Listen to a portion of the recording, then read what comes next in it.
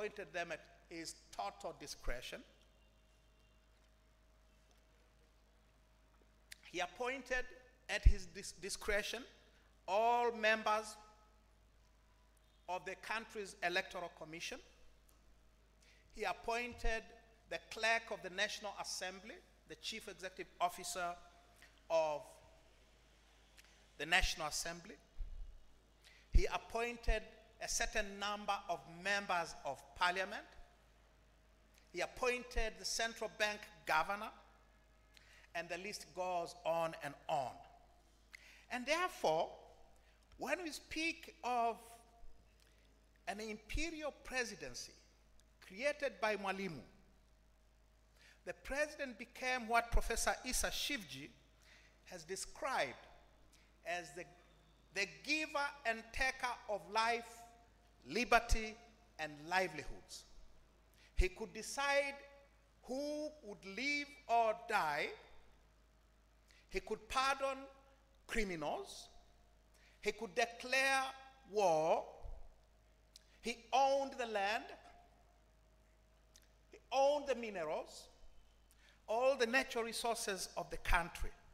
They were all placed in the hands of this constitutional Leviathan, and a Republican president, not an 18th century European absolute monarch.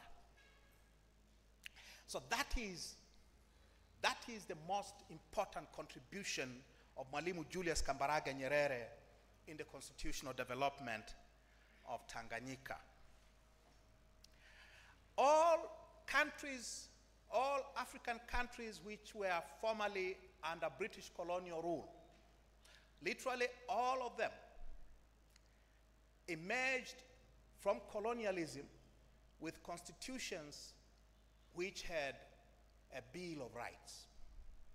Not so Tanganyika. Mwalimu refused British attempts to introduce a Bill of Rights in Tanganyika's independence constitution. And he continued to resist the introduction of the Bill of Rights until 1984, a year before he stepped down as president. He always argued that we do not need a law that prescribes limits on the government. We should not create constitutional straitjackets. We should not introduce constitutional limits to the power of the government and the power of the president, because the state, in Mwalimu's view, was this benevolent institution whose mission was to bring development to the people. And therefore, he argued it should not be encumbered by a Bill of Rights. The courts should not be given the power to curtail the government's mission of bringing development to the country and the people. So by 1985, when he left office, the people of Tanzania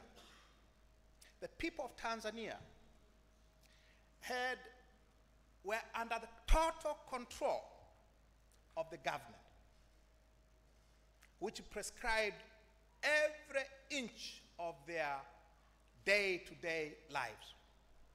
Growing up as a child, you only went to government school, a government primary school. You only went to a government hospital. You only went to a government secondary school. You shopped in a government-owned shop or an Ujamaa village shop. You wore whatever shirt or shoes you got them from a government-controlled outlet. You only listened to Radio Tanzania Dar es Salaam. If you happen to be in towns such as Dar es Salaam, you only read government-owned Daily News or CCM-owned Uhuru newspapers. There was, beyond those two newspapers, there was nothing. There was no television, nothing. If you were employed either directly by the government or by a government-owned state corporation or by some other government-owned institution. And you did not negotiate your salary, it was prescribed for you by the government. Those were years when we were totally dependent. We became totally dependent on Mwalimu's state. You could not complain anywhere. There were no rights. There were no independent trade unions. There was no way of organizing independent of the government prescribed organizations. There were years of permanent shortages of everything from sugar and soap and everything that you take for granted when you go down to Wandegaya to shop. Right? And it all came down from this monolithic state that Mwalimu created. Talking of our politics, of Mwalimu's politics, one of the most characteristic features of our politics under Mwalimu was something that you should know very well, being Ugandans. The militarization of politics and the politicization of the armed forces. I've been reading these past 2 days, I've been reading somewhere of a Ugandan professor, perhaps from this university, complaining that UPDF, Uganda People's Defense Forces, have someone called the political commissar. And that professor, the learned professor, alleges that there are only 2 countries in the world which have political commissars in their armed forces: Putin's Russia and Xi Jinping's China.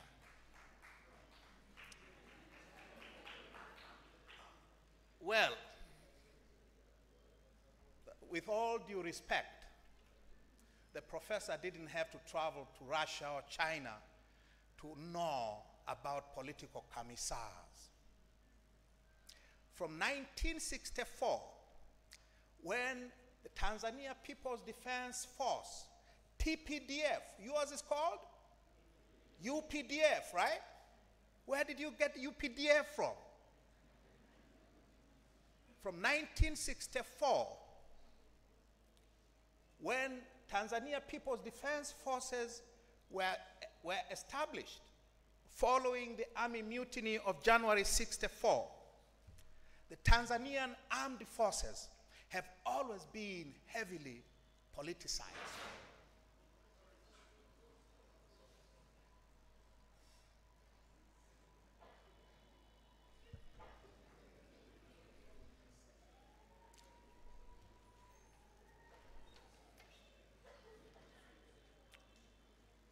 Tanzania's armed forces have always been politicized. Tanzanian politics have always been militarized. It cannot come as a small wonder then that of Tanzania's 6 presidents, one, Jakaya Kikwete, was a very senior army officer.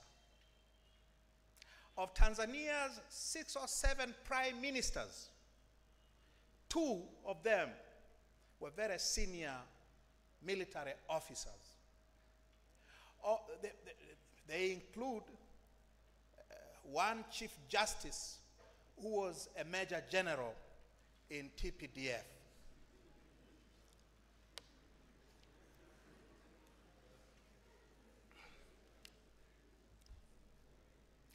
And that is to say nothing. That is to say nothing of possibly hundreds of senior army officers who have served in various capacities in politics and in civil administration as ministers, as regional commissioners, as district commissioners, as heads of government parastatals, and so on and so forth. So the phenomenon of militarization of Ugandan politics and the politicization of your UPDF, I dare say, have nothing to do with Putin or Xi Jinping. They have everything to do with Julius Nyerere and Tanzania. Where did Yoweri Museveni grow up? All of you know that he went to Dar es Salaam, to the University of Dar es Salaam. Very few of you know that he literally lived in Mwalimu's State House. What happens when Mama Maria Nyerere comes to town here? Mzee and his entire family come. He doesn't wear that big hat of his in Mama Maria's presence. He literally grew up under Mwalimu's wings. And all this revolutionary adventurism of his started in Tanzania. And therefore, you should not be surprised that your armed forces are Uganda People's Defense Force, like his beloved Tanzania People's Defense Forces. Now that is a direct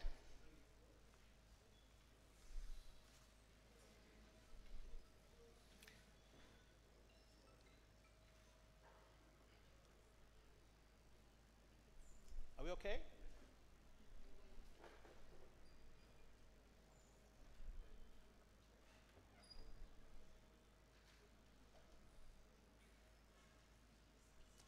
The oversized role that your armed forces play in today's politics in Uganda were almost wholly borrowed from Tanzania.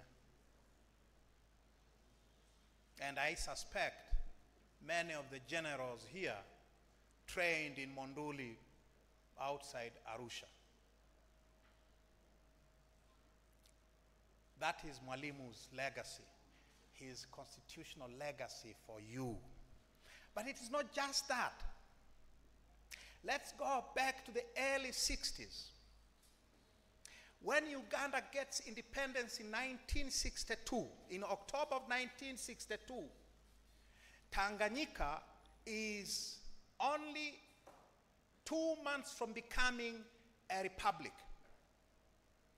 Mwalimu is in the process of carrying out a constitutional coup, changing the country's entire constitutional order from a parliamentary democracy he had inherited in 1961 at independence to a republican form of government with an executive president at its head. So Uganda gets independence when Tanganyika is becoming a republic with an imperial president. When Uganda gets independence, there is already in East Africa, there is already in Tanganyika, a ready model of governance which gives whoever is in power, whoever is in control of the instruments of state, real powers. Now you know, because you're here, you know that the constitutional settlement that was negotiated at Lancaster House made Uganda a federal state with kingdoms, with districts, and the territory of Mbale, right? Uganda's federalism was very well established in the constitution and entrenched. You could not change the federal character of the Ugandan state except with very high majorities. It made for a very complicated system of government. It made for a for political leaders who were severely constrained in their ability to deploy power.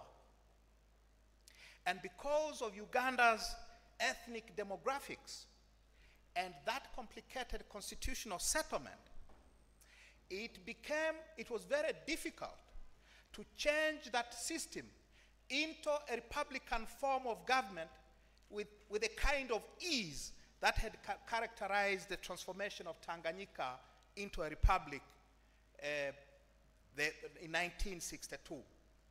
So to transform Uganda into a republic with an executive president required a military coup by Milton Obote in 1966, in February of 1966. You should know this history, I hope. What is the constitutional order that Obote imposed? The so-called Pigeonhole Constitution of April 1966. If you look at the Pigeonhole Constitution and the Constitution of 1967, which was adopted a year later, one thing stands out: the imperial presidency. The imperial presidency that Mwalimu Nyerere had created for Tanganyika with the Republican Constitution in 1962. Milton Obote required the assistance of Uganda Army led by a colonel, later Brigadier Idi Amin, to create that Republican constitutional order with an executive president. The order that emerged out of that coup and the two constitutions was in all fundamental respects a reflection of the constitutional order that had ensued in Tanganyika after the Republican Constitution was adopted in 1962.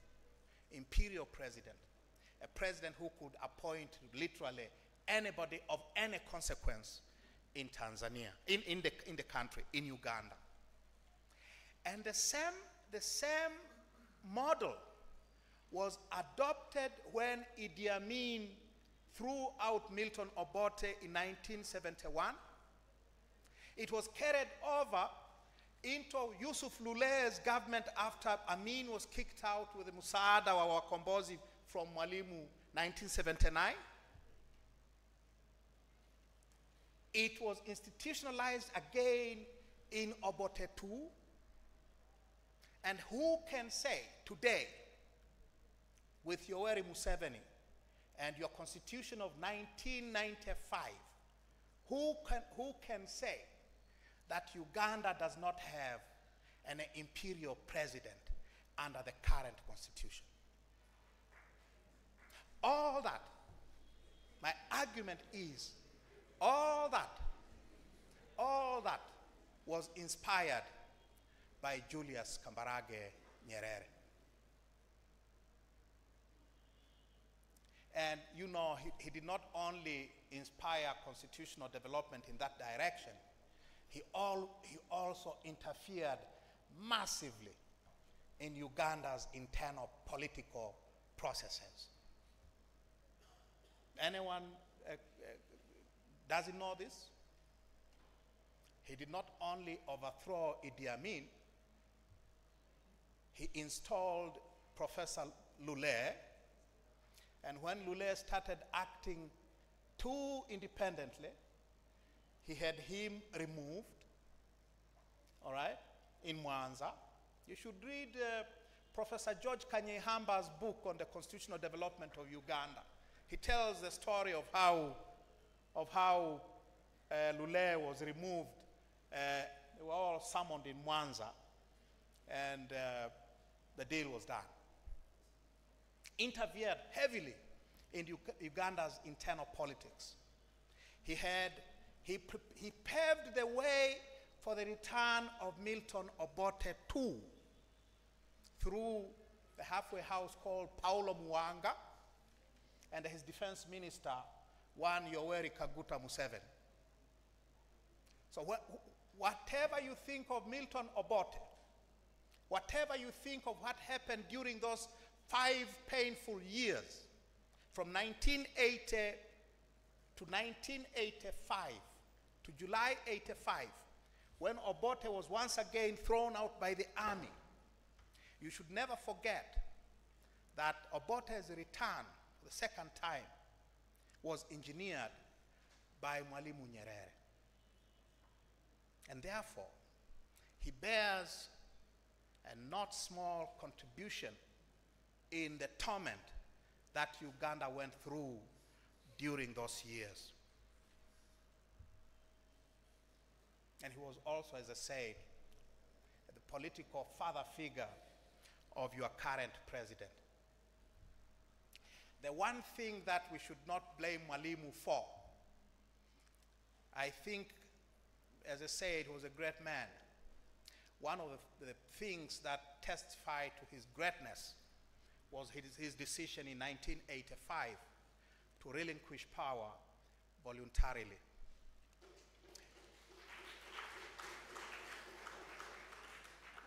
Tanzania became the first country in Africa to successfully institute presidential term limits, the first on the continent. And it is thanks to him too. That it has not held in Uganda,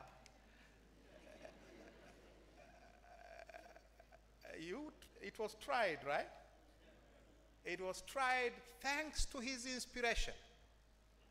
It was presidential term limits were instituted here, I argue, thanks to Mwalimu, to his inspiration, to his example. That they have not held. He should not be blamed for the fact that presidential term limits have not survived here. Maybe if we say that he contributed in a way because of the imperial presidency that he inspired here and elsewhere.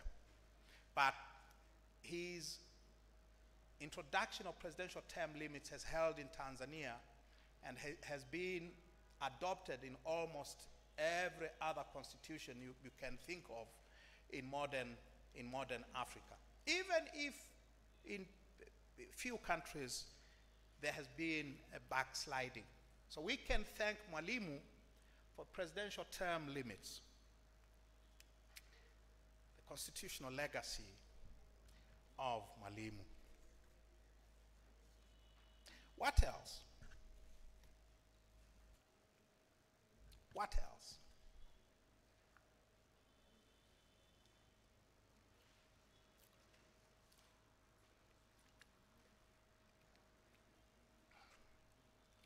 Mwalimu loved university. He loved intellectual debates at university. During his long tenure in office, Mwalimu encouraged academic freedoms at the country's sole university.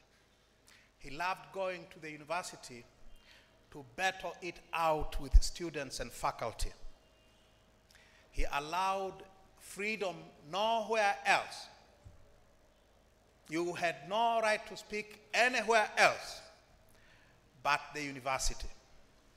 If you go today to the University of Dar es Salaam today and to our universities beyond Dar es Salaam, that great tradition of academic freedom has been lost. Today, our universities have become jailhouses where academic freedom is imprisoned.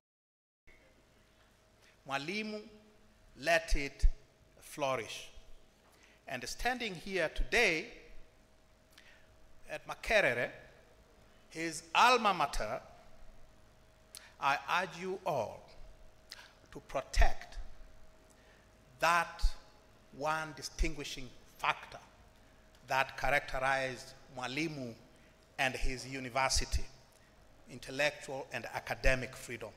Fight to protect your right to speak, right to protect your academic freedoms here in this great university. So let me finish.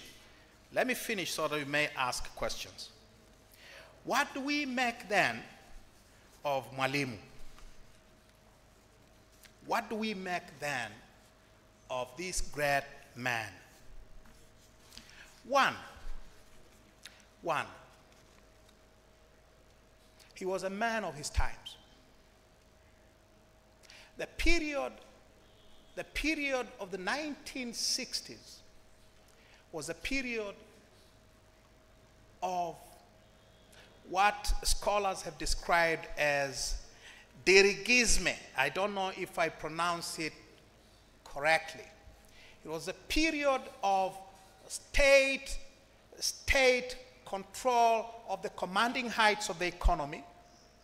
It was a period of the state as a provider of social services, not just in Africa, but it started in Western Europe, and that is why Mwalimu counted as his close friends all Western social democrats, from Willy Brandt in Germany to Sweden's Olof Palme, and the British labor leaders of the period. So he was a man of his period, a man of his times. Number two,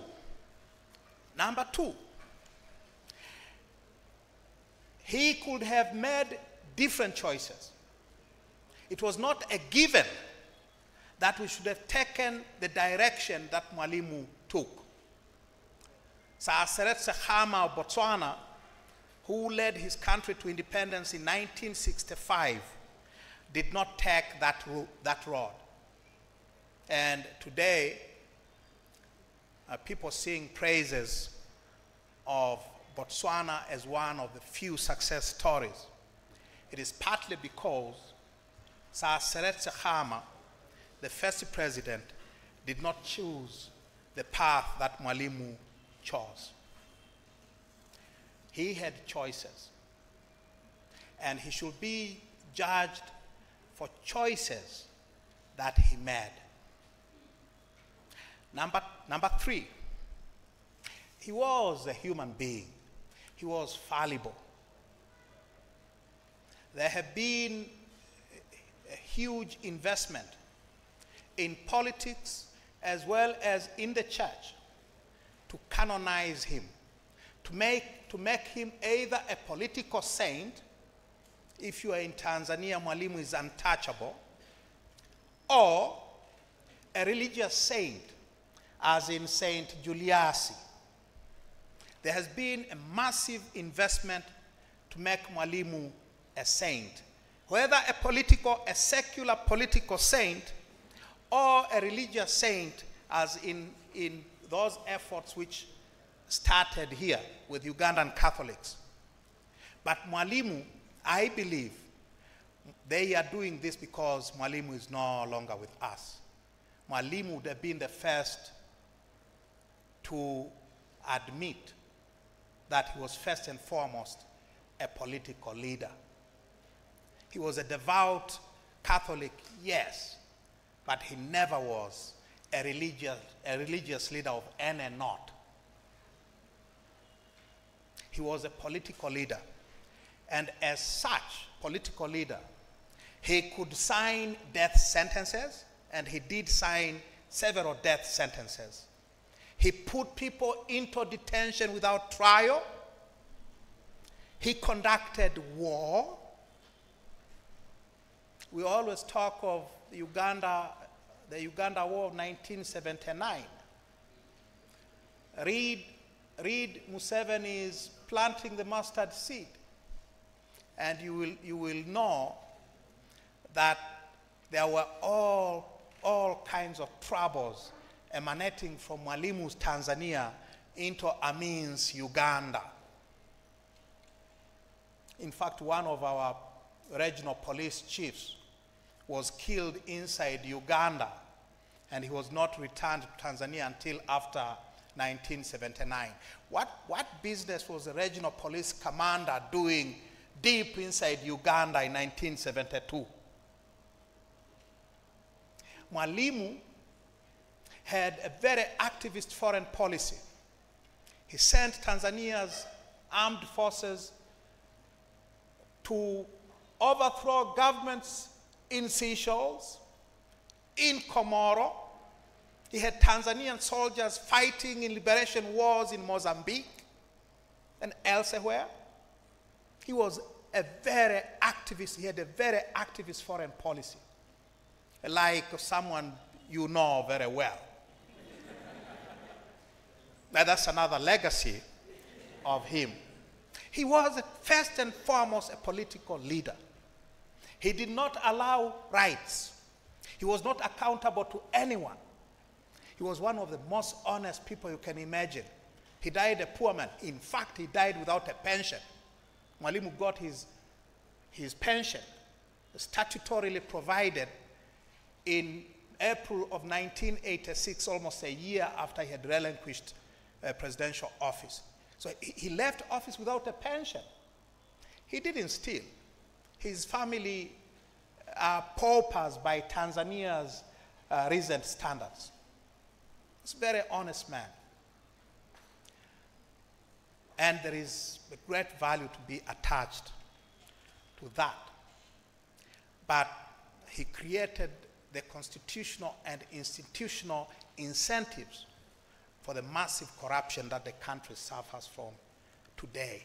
He created a system of government which was completely unaccountable to anyone. So that is Julius Kambarage Nyerere and his legacies for you. Thank you very much for listening to me. Thank you. Thank you.